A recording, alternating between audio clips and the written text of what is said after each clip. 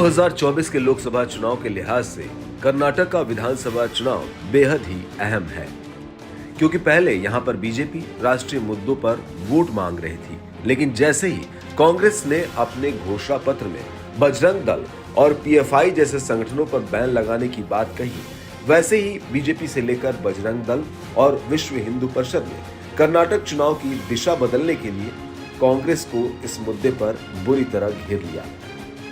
और अब ऐसा लग रहा है कि चुनाव के बाद भी बीजेपी इस मुद्दे को अलग अलग राज्यों में भुनाने की कोशिश करेगी। लेकिन इस सब के बीच आपको बता दें कि कर्नाटक में कुल 224 विधानसभा सीटें हैं। कर्नाटक का ऐसा इतिहास रहा है कि यहाँ पर कोई भी सरकार 5 साल पूरा करने के बाद दोबारा सत्ता में नहीं आ पाई है।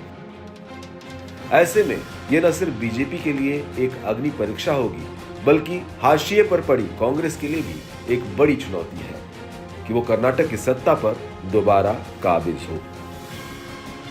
2018 के विधानसभा चुनाव में किसी भी पार्टी को स्पष्ट बहुमत नहीं मिला था। बीजेपी को 104, कांग्रेस को 78 और जेडीएस को 37 सीटें मिली थी। और इसके बाद 17 मई 2018 को बीएस येदियुरप्पा ने सीएम पद की शपथ ली, लेकिन वो फ्लोर टेस्ट में फेल हो गए थे और उन्होंने 23 मई 2018 को सीएम पद से इस्तीफा दे दिया था। इसके बाद कांग्रेस जेडीएस ने मिलकर सरकार बनाई और एचडी कुमारस्वामी सीएम बने, लेकिन ये सरकार सिर्फ 14 महीने तक चली, क्योंकि कांग्रेस और जेडीएस के कुछ विधायक भाजपा के पाले में चले गए थे और इसी वजह से ये सरकार भी गिर गई। उसके बाद 26 जुलाई 2019 को 119 विधायकों के समर्थन से येदियुरप्पा दोबारा से मुख्यमंत्री बने। हालांकि इसके 2 साल बाद येदियुरप्पा ने सीएम पद छोड़ दिया था और बीजेपी ने बसवराज बोम्मई को मुख्यमंत्री बनाया था। लेकिन बड़ी बात यह है कि पिछले 5 चुनाव यानी 1999, 2004, 2008, 2013 और 2018 में से सिर्फ 1999, 2013 में किसी एक पार्टी को पूर्ण बहुमत मिला था।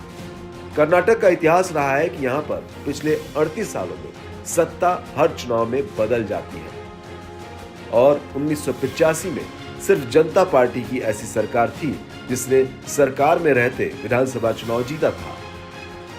और अब इस चुनाव में यह साबित हो जाएगा कि क्या कर्नाटक अपना इतिहास बरकरार रखता है या फिर बीजेपी इस परंपरा को तोड़ती है।